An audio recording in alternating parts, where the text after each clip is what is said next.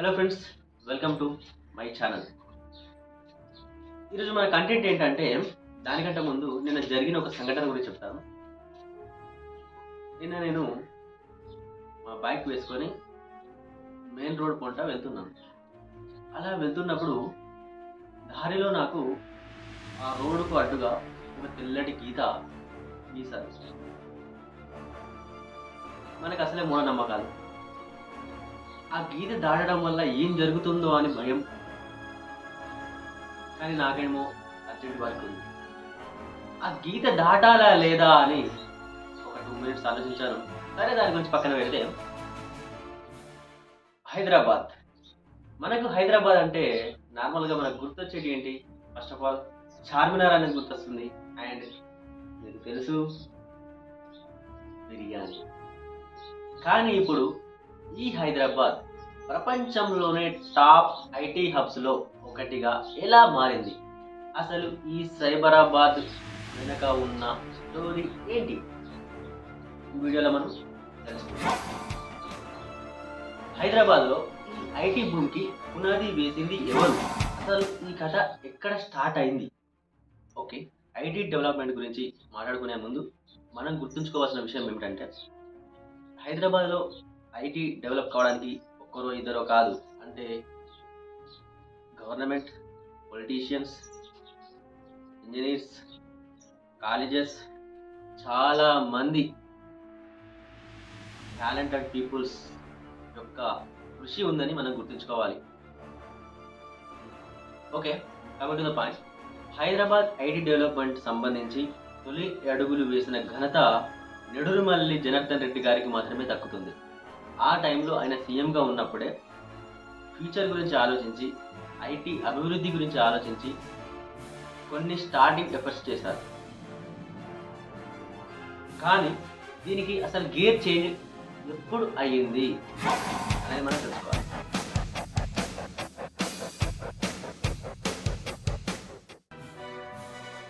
The visionary leadership అనగానే మనకు గుర్తొచ్చేది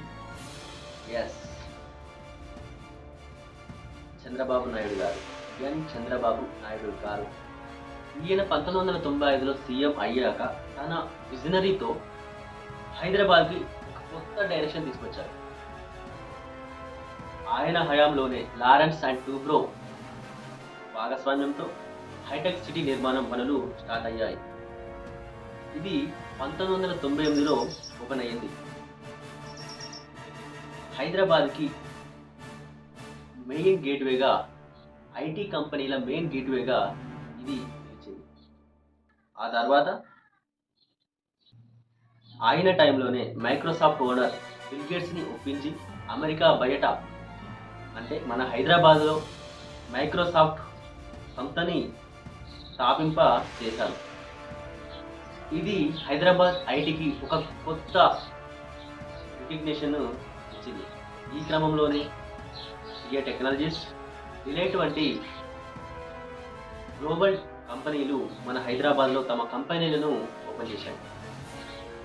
ఆ తర్వాత సీఎం అయిన వైఎస్ రాజశేఖర రెడ్డి గారు, చంద్రబాబు నాయుడు గారు స్టార్ట్ చేసిన పనులని అలాగే కంటిన్యూ చేశారు.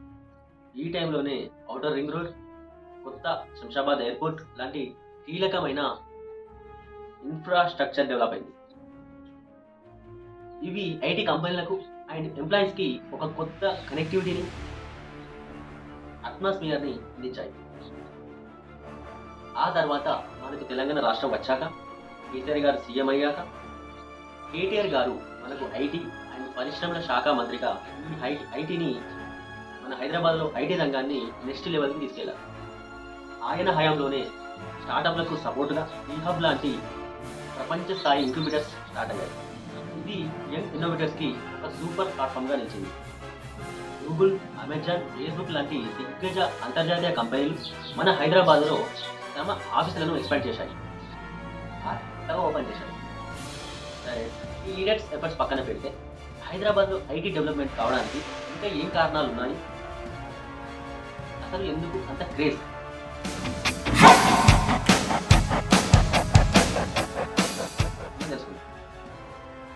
Triple IT Hyderabad, Indian school of business,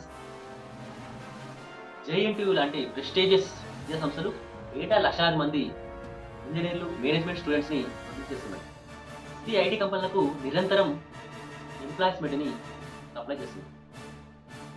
అలాగే తెలంగాణ గవర్నమెంట్ ఐటీ రంగానికి ఫ్రెండ్లీ పాలసీలు, రాయితీలను అందిస్తుంది. టీఎస్ సైబర్స్ లాంటి సింగిల్ విండో సిస్టమ్ వల్ల కంపెనీలు ఈజీగా పర్మిషన్ పొందుతున్నాయి.